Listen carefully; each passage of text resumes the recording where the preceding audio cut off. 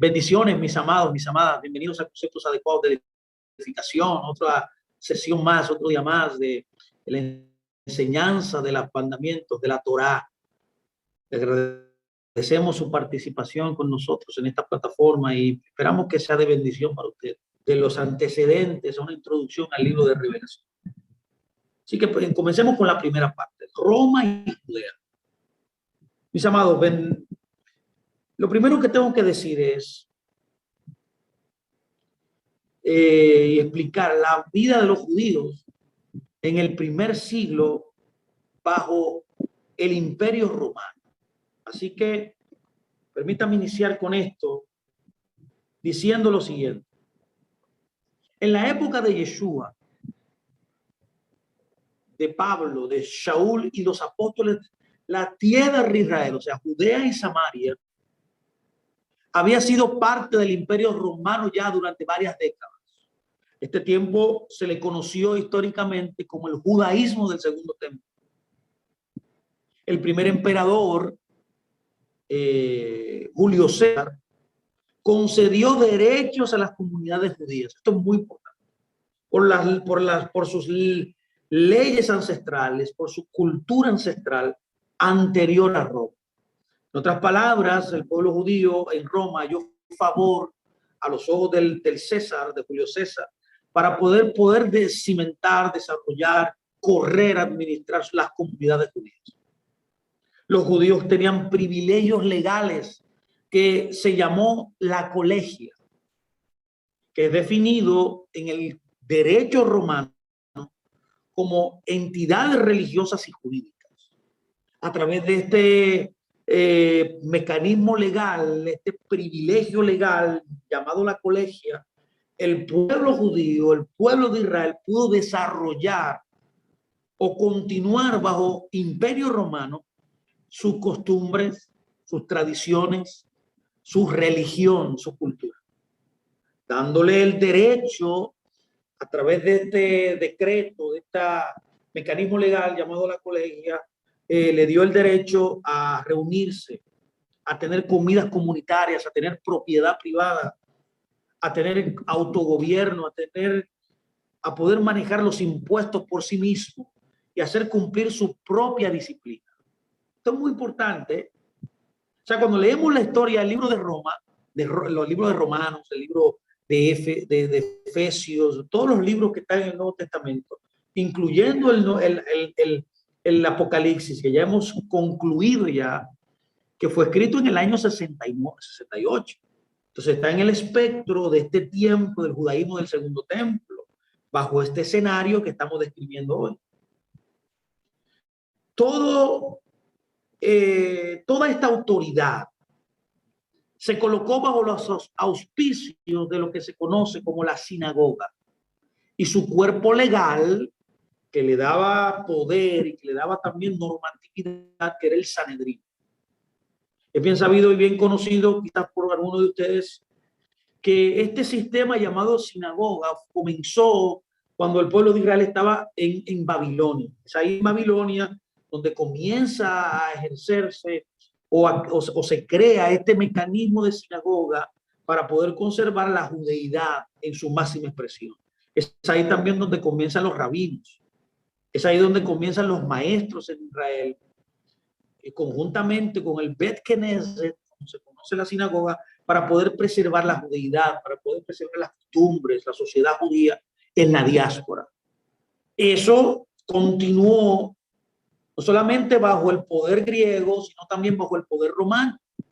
También el judaísmo del Segundo Templo, lo que regía tanto fuera como dentro del pueblo de Israel, de la tierra de Canaán y en la diáspora, era este sistema sinagoga, donde habían sinagogas en diferentes comunidades, pero que era regido por el Sanedrín, que era, por así decirlo, el departamento de justicia, la corte legal, donde se administraba justicia para todas las comunidades.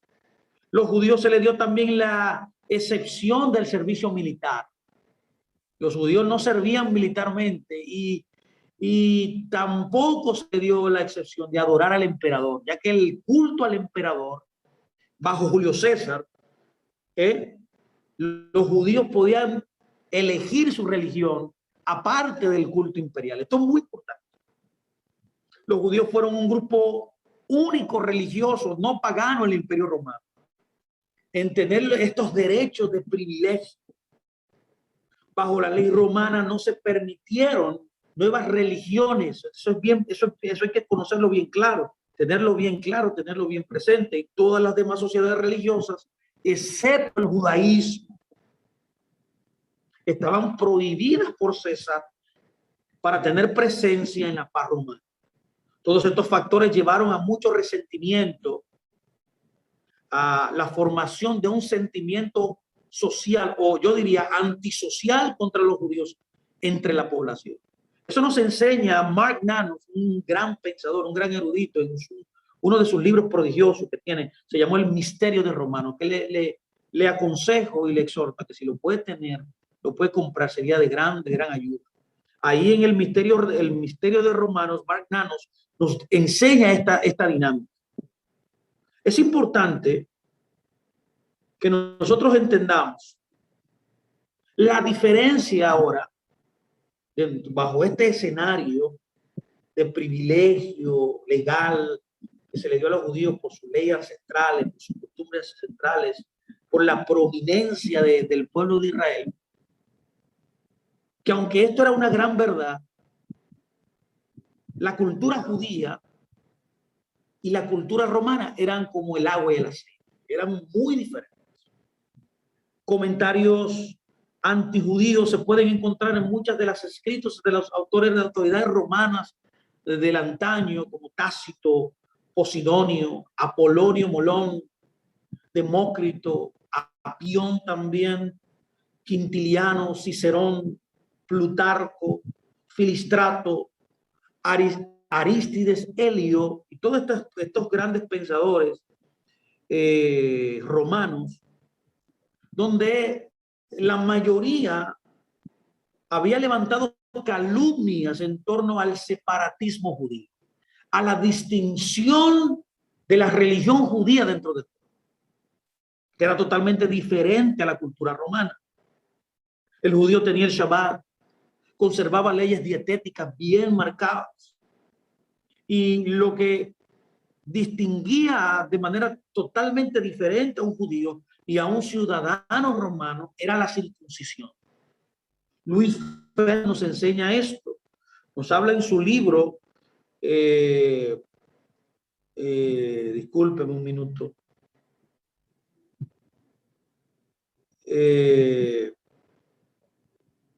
los gentiles y los judíos en el mundo antiguo nos hablan de este separatismo judío, esta distinción bien marcada que tenía el pueblo judío diferente al pueblo romano.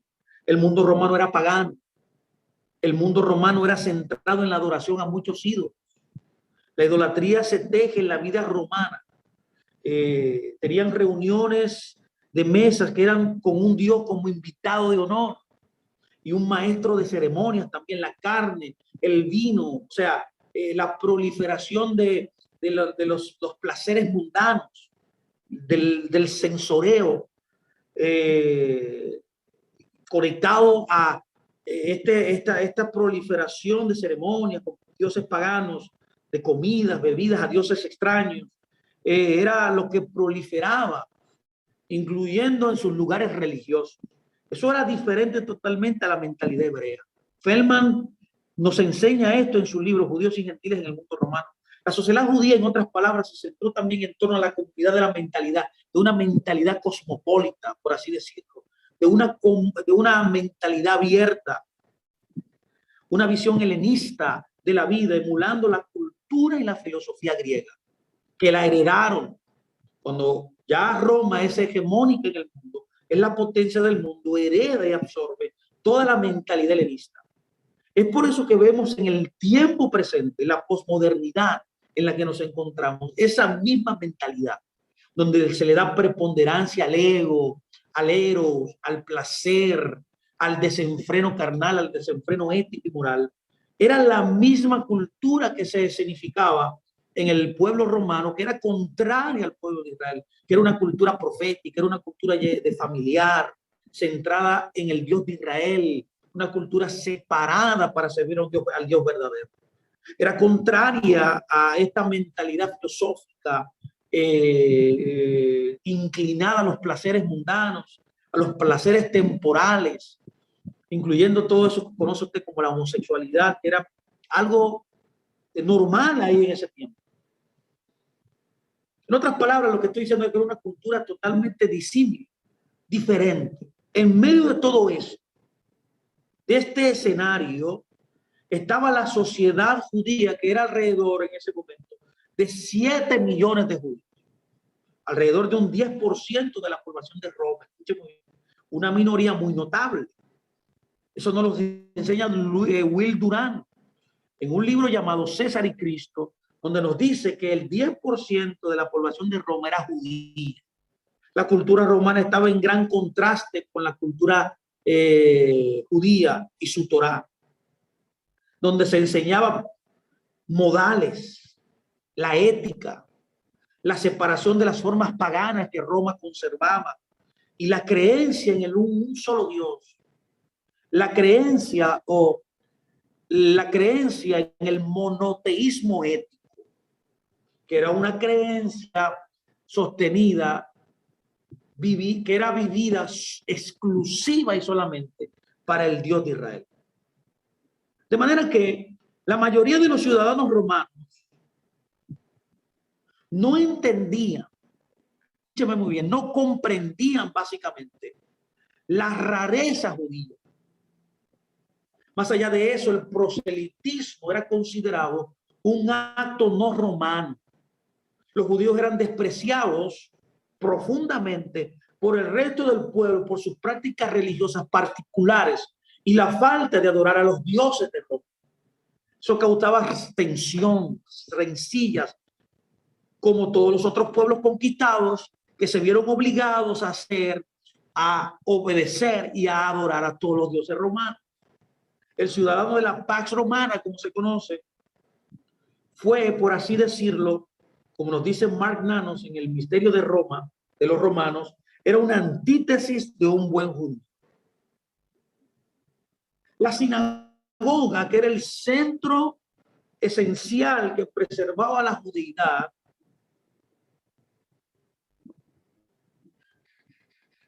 se le había concedido el poder para poder reunirse. La autoridad había sido dada por Roma a la sinagoga, y esto explica sucesos como Pablo pudo perseguir a los creyentes judíos antes de su conversión. Ya usted puede entender por qué él pudo perseguir a los judíos dentro de sus propias sinagogas, como se menciona y es mencionado en el libro de los Hechos. ¿Por qué usted cree que Pablo siempre iba a la sinagoga? Era porque era el lugar de reunión. Estos eran creyentes judíos y de todas las sectas, de todas las elecciones, incluyendo los judíos nezaritas, que era el movimiento de la escuela de Yeshua, aún bajo la autoridad de la sinagoga y aún siendo creyentes en el Mesías, pero eran parte de la dinámica de la sinagoga, de la cultura hebrea de ese movimiento. Es importante notar aquí que ellos no eran cristianos, ¿eh? No eran cristianos. Ya usted puede entender a través de esta charla ya que no eran cristianos. En ese momento todavía no había ese nombre, todavía no existía la formación de la iglesia católica, sino que en ese momento histórico, bajo la sinagoga, era la secta de los nezaritas, que viene de el nazareo, de Yeshua, que era el nazareo. Eso era una constante dentro del judaísmo, de que los seguidores de un rabino adoptaban el nombre de ese rabino. Por eso a la secta del movimiento de Yeshua se le conoció de esa manera. En hebreo se traduce los nazareos como Notzerim. Es un nombre que viene del nazareo. Yeshua de Nazaret, de Nazaret. La sinagoga, que era el centro de reunión, de aglutamiento de la judeidad, tenía el derecho de imponer la disciplina a todo aquel que estaba bajo su autoridad. Como lo enseña Pablo ¿Se acuerda usted que a Pablo se le dio 39 latigazos en una ocasión por las autoridades de la sinagoga? No solamente en una ocasión, perdón, en dos ocasiones. Eso lo podemos ver en el libro de Corintios y también en el libro de los Hechos, exactamente en el versículo 20, el capítulo 21, en Hechos, segunda de Corintios 6 y en el libro de los Hechos, capítulo 21.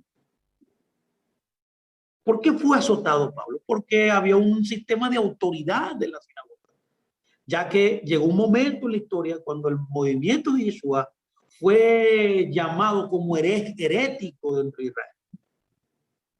Cuando los fariseos toman control total del judaísmo, ya los judíos nezaritas eran vistos como herejes, ya que se estableció, literalmente se estableció una maldición para poder ahuyentarlos de la sinagoga, lo cual lograron hacer en un momento.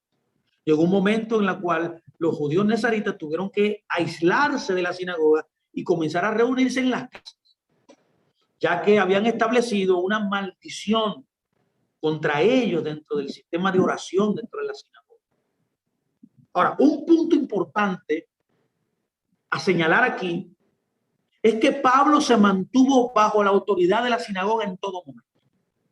De acuerdo a la ley romana, él podría haber usado la ciudadanía romana, ya que Pablo era romano también, nacido en Turquía, en Tarso, lo que es Turquía en el día de hoy, para poner fin así a esta disciplina. Sin embargo, según la Torá judía, la ley judía, habría perdido su derecho a hablar y enseñar en la sinagoga. Y probablemente haber sido prohibido desde el templo. Como veremos más adelante, en la segunda sesión de esta enseñanza de hoy, que a Pablo se le conoció en un momento como el apóstol a los gentiles. Y este ministerio, esta diaconía que se le da, esta misión, fue en beneficio de Israel, como nos dice Romanos 11, capítulo 6. De manera que, cuando la sinagoga es convencionada en las escrituras, es importante que señalemos que esto no es simplemente algún grupo religioso local o edificio, como nosotros conocemos o entendemos iglesia en este momento en la mentalidad cristiana. No tiene nada que ver con eso. La sinagoga fue un sistema compuesto de grupos a través de toda Judea y también en el exilio, también fuera de ella. Cada una era independiente, tenía un gobierno independiente, autónomo, yo le llamaría, pero operaba de manera concertada, unida a los demás, que aunque era autónoma, que aunque eran independientes, cada comunidad tenía un hilo conductor y una base central de una ley, una Torá que era para todas las comunidades. Y aunque hubo diferentes puntos de vista, facciones y sectas, habían similitudes claves, entre ellas la observancia de la Torá, la observancia del Shabbat, la circuncisión y la halajá de la dieta o la comida kosher, las leyes kosher. Había una jerarquía de autoridad, que esta jerarquía comprendía de 10 funcionarios, que se le conoce como un nimián, que respondían en última instancia al Sanedrín en Jerusalén. O sea, no eran independientes dentro de la comunidad. Habían 10 funcionarios, un nimián, que para poder abrir una sinagoga tenía que aglutinarse estos 10 funcionarios, que tenía también un Sanedrín, como diríamos, pequeño, una casa de juicio de 3 oficiales. A la máxima, al final, la última instancia, respondían al Sanedrín. O sea, no era algo a lo loco, no era algo como se ve en el cristianismo. Eso ha reproducido y ha parido 41,000 denominaciones. La sinagoga era algo organizado, que funcionaba al unísono, basado en la Torá, en la ley de Dios, basado en la última instancia de autoridad judicial, que era el Sanedrín, con las comunidades, tanto dentro de Israel como fuera de Israel, las diferentes sinagogas, las diferentes comunidades que eran autorizadas y gobernadas por el Sanedrín, pero que el Sanedrín administraba la ley de Dios. La sinagoga fue también una institución social en torno a la cual la vida comunitaria judía, que hasta el día de hoy ha evolucionado. Los líderes eran los responsables de las escuelas de los niños. proporcionaban también alojamiento a los viajeros, eran solidarios con sus coterráneos judíos y enterraban también a sus muertos. La sinagoga era la asociación o la asociación de sinagogas, podemos llamarle, ha actuado conjuntamente como la organización y el gobierno de una ciudad. O sea, cuando la Biblia habla de la comunidad o la eclesía en Efesios, no se refería a una sola congregación, se refería a la red de sinagogas, a la comunidad que había en esa ciudad, donde cada comunidad tenía una sinagoga, un área específica de operación. Y todas estas sinagogas era la eclesía, era el pueblo en la ciudad, Israel en una ciudad, que respondía finalmente al Sanedrín en Jerusalén. ¿Me está siguiendo? Cada miembro se encontraba bajo esa jurisdicción de esa comunidad y la disciplina de los líderes ahí. En cada sinagoga había una casa de justicia donde se medían los juicios, los casos donde se violaba la Torá. Sus parámetros de autoridad en relación con la comunidad judía fue, número uno, la educación religiosa. La sinagoga administraba la educación religiosa de la comunidad. Segundo, administraba también todo lo relacionado a la colección de impuestos del templo y de los impuestos también romanos. Ese impuesto también que se debía pagar a Roma. Y número tres, la sinagoga era el lugar donde se administraba no solamente la educación religiosa, la administración de la colección de impuestos del templo en Jerusalén y también el impuesto romano, sino también que se administraba disciplina también en la comunidad. O sea, nadie ahí caminaba desordenadamente, autónomamente como quería, como decimos aquí en nuestro pueblo, como chivo sin ley. No, sino que se ejercía disciplina también para la comunidad de judíos que había en cada comunidad en la sinagoga, incluyendo juicio, incluyendo, como usted vio, cuando a Pablo lo azotaron, castigo también. De manera que la sinagoga era un complejo muy dinámico. Es por eso que la sociedad judía, bajo Roma, operando la sinagoga, consistió en una serie de comunidades de sinagogas. Cerca de una docena se han identificado ya arqueológicamente hablando, pero hubo muchas más de un tamaño más pequeño en las casas de los judíos. También se daba, como le expliqué, en casas que se encontraban principalmente en los sectores menos favorecidos en las ciudades romanas. Las reuniones se celebraban a menudo en casas también más grandes también. La estructura de la sinagoga local era la siguiente. Número uno, había un nazí, que era el presidente, se le llamaba también la regla, el principal, ¿se acuerda de la sinagoga? Este era el líder principal de una sinagoga. Tres de estos hombres formarían un tribunal para juzgar casos relacionados con dinero, de robo, de inmoralidad sexual, de la admisión también de los prosélitos. ¿Quién era un prosélito? El que quería convertirse en judío. La imposición de manos también. Bien, esta presidencia era una presidencia común de tres funcionarios. A estos tres funcionarios se les llamaban los ancianos del banco. Era como un pequeño Sanedrín dentro de la sinagoga. En otras palabras, al principio del primer siglo, las comunidades tenían un liderazgo multifacético. Era un grupo, el liderazgo no era solitario, el liderazgo era comunitario. Primero, comprendida del presidente, de tres funcionarios, eran los que administraban todo este tipo de elementos que he mencionado.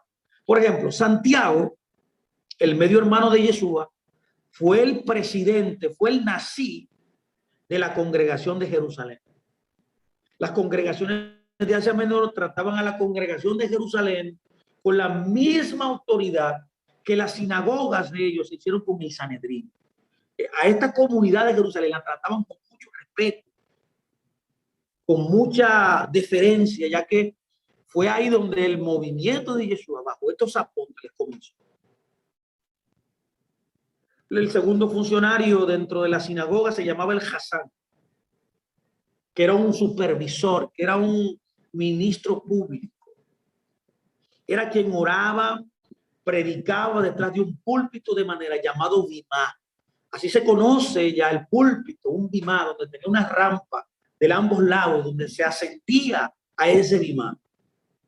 Tito era probablemente este tipo de supervisor en las congregaciones de Creta. El tercer funcionario que teníamos dentro de una sinagoga se llamaba el diácono, el anciano, que se conoce como el Parnás. Este era un estudioso de las escrituras. Esto es lo que nosotros conocemos como los pastores, que también cada sinagoga tenía 3 funcionarios que operaban como pastores y como también diáconos, como ancianos dentro de la comunidad. Eran pastores, que incluía mujeres.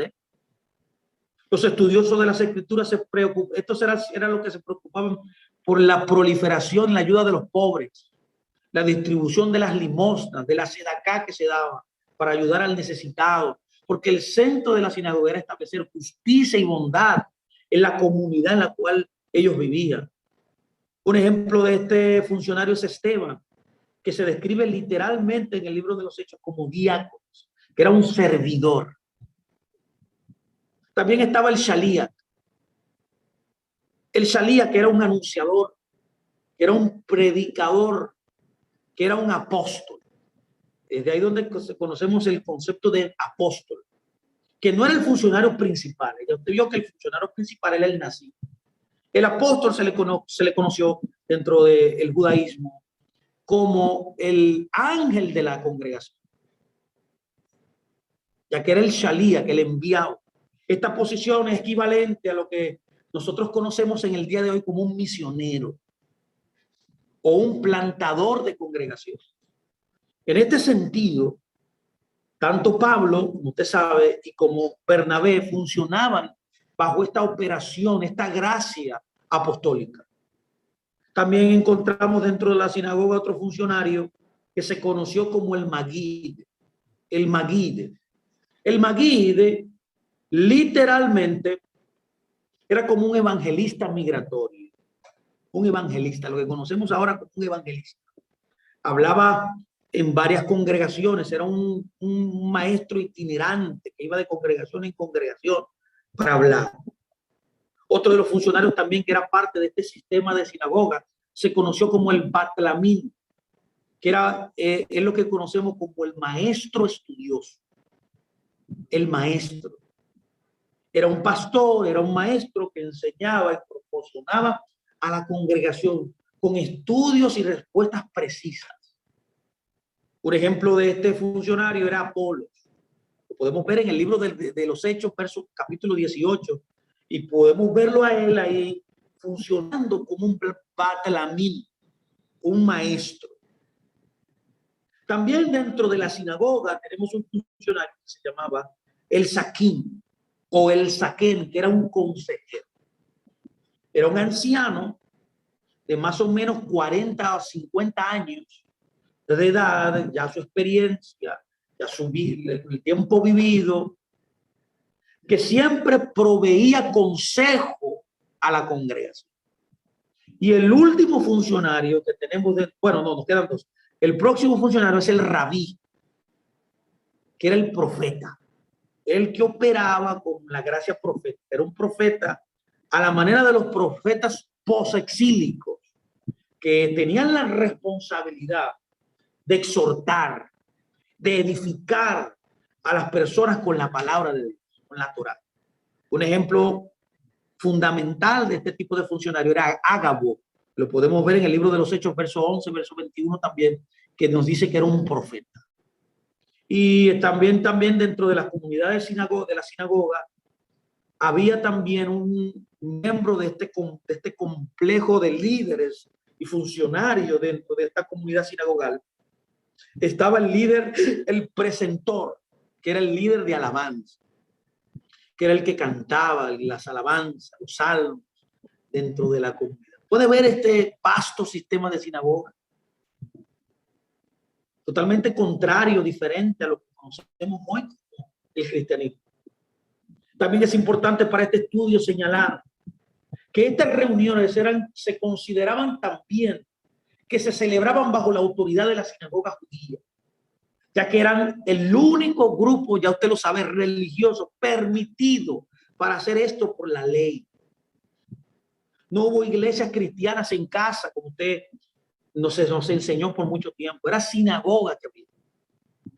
Como a menudo nos ha enseñado incorrectamente. No solo habría sido ilegal celebrar dichas reuniones, como se piensa modernamente, sino que el cristianismo como una secta separada no existía en el primer siglo en Roma. O sea, todo lo que está hablando el libro de Romanos, el libro de Gálatas, el libro de Tesalonicenses, todos esos libros del Nuevo Testamento, es basado en esto que estamos hablando en el día de hoy, ese tema de sinagoga. Podemos notar en Hechos 15, cuando nos muestra las decisiones sobre los gentiles que estaban. O sea, el problema en el primer siglo no era que los gentiles eran los mayoritarios dentro de la sinagoga. No, eran los judíos, era judío. Todo era judío, basado en un sistema judío, ya usted lo vio, un sistema de sinagoga. Y el problema eran los gentiles que iban entrando. En Hechos 15 nos habla de lo que se pretendía que se exhibiera de un gentil que se convertía al Elohim de Abraham y de Jacob, de observar para poder determinar que ya eran limpios y ser parte de Israel. Y mientras asistían a la sinagoga, cada Shabbat, como nos dice Hechos 15:21, ellos seguirían aprendiendo, avanzando en el conocimiento del sistema de sinagoga que ya había sido planteado y establecido ya en la cultura judía. Los gentiles siempre han tenido la opción de seguir los requisitos mínimos de Dios y envolverse en la fe de Israel, como relata el capítulo 15 de Hechos, incluso convertirse en su totalidad. También eran bienvenidos en la sinagoga, siempre y cuando actuaran adecuadamente como mínimamente se le exigía. En tiempo no había ninguna librería en la esquina, por ejemplo, con otra tienda cristiana, para ellos comprar una Biblia, porque eso no existía de esa forma, era la forma, y volver a casa y leerla. El único lugar donde se escuchaba cada Shabbat, se oían las escrituras, era en la sinagoga o en el templo de Jerusalén. El judaísmo había sentado las normas, para que usted me entienda, para que los gentiles, seguidores del verdadero Elohim, que eran bienvenidos en la sinagoga, eso fue profetizado por todos los profetas del Antiguo Testamento. Isaías, Ezequiel, Jeremías, profetizaron esta inclusión de las naciones gentiles, que es el cumplimiento, como usted sabe, del pacto abrahámico, donde todas las naciones de la tierra estaban incluidas ahí. Estos gentiles eran considerados como potenciales judíos en diferentes etapas en desarrollo. Cuando estudiamos todos los conceptos de gentiles en el Nuevo Testamento, hemos determinado que habían 5 tipos de gentiles, cada uno en su proceso de crecimiento para ya tomar el paso final de convertirse ya literalmente en un judío, en un adorador del Señor, basado en la ley judía. Estos requisitos mínimos que los gentiles justos de las naciones, sin llegar a ser judíos, debían conservar, y otros para los gentiles en proceso de conversión al judaísmo también había requisitos bien determinantes y distintivos. Cornelio es un gran ejemplo de este tipo de creyente. Era un romano de naturaleza y que es mencionado en el libro de los Hechos como un ejemplo de un gentil, de un creyente de las naciones que había aceptado algunas formas de lo que conocemos como el judaísmo normativo. Estas normas se encuentran en un estado constante de evolución y de debate también dentro del judaísmo. Las normas también variaron entre los gentiles que vivían en la tierra de Israel frente a los creyentes que querían convertirse a ser judíos en la diáspora también.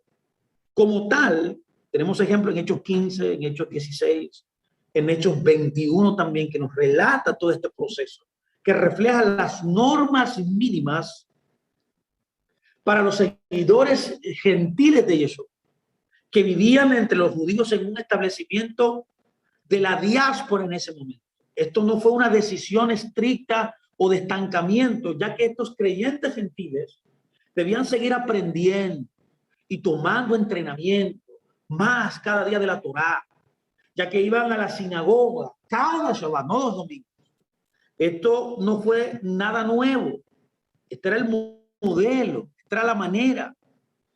Eso fue lo que se perdió históricamente, lo que degeneró y lo que se convirtió luego en cristianismo. Este alejamiento de este sistema, donde la opinión de Pablo sobre este tema lo podemos ver claramente en todas sus cartas, pero un punto importante es leer Efesios 2, 10, 12, donde dice que los gentiles que ahora forman parte de la fe de Israel tenían que tomar parte de la Torá también. Es por tanto que los gentiles dentro del judaísmo, este sistema de admisión de las naciones de la tierra a la fe de Israel, es un punto muy importante que está en contraste, totalmente diferente a la doctrina cristiana estándar, normal. Y aunque los gentiles no estaban obligados a asumir toda la Torá, ya que había requerimientos mínimos que determinaban su limpieza, eran requisitos previos para su salvación, y la Torá siempre ha sido la guía de Dios, el camino de Dios, de santificación, de purificación de toda persona que adopta y se conecta con el Dios de Abraham, Isaac y Jacob. Esas personas que son llamadas para que vivan, ya sea como judíos o como gentiles observantes o procedentes de los gentiles, observantes de la Torá, todos los requisitos mínimos, y cada Shabbat aprender y a seguir aprendiendo más y más y más para poder seguir incorporando más y más Torá a sus vidas y así poder ser parte de la ciudadanía de Israel.